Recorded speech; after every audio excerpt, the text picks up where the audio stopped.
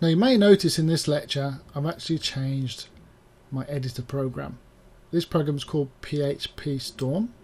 It's probably my preferred editor, but you do have to buy it. So this is why I've not used it throughout this course. What this allows me to do, and I'm running this under Windows, is it allows me to run PHP with the aid of an install of the PHP or a PHP interpreter.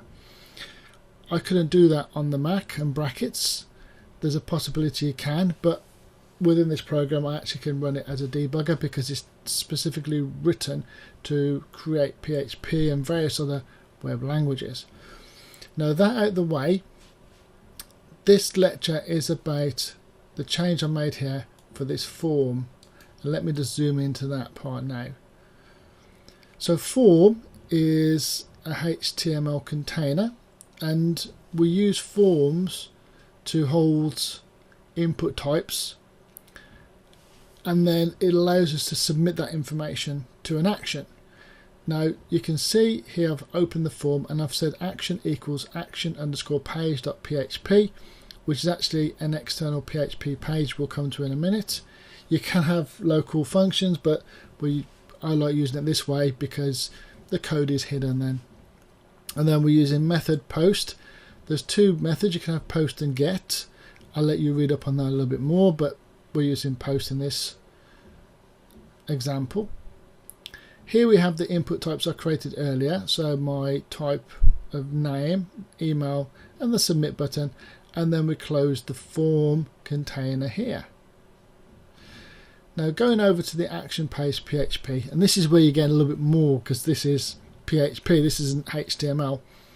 But what we're doing, and I'll run through it very quickly, is we're opening a file, we're writing the information to a file, and then we're closing the file. I don't want to go over that too much because this course is about HTML, but form is a HTML container, and it's something you're going to need to know about if you want to create inputs. So let's run this page now. Here we go. First of all, if I type in this and I type in anything and I click submit, notice that, as I said before, it does validation that this on the email, because it's an email type, if it's not in there then it actually says so. Now all I do is click submit, and then it says thank you for your submission. Now that is this line here. If it failed to open the file, it would actually say unable to store your name, but it's supposed to be store name. It's up there. But you see now there's this new file in my directory, and if I open that, we can see here my new entry. That's there because I had to play around earlier. So that's what I've just entered, and that's how you would use your form to get the information from the form and do something with it.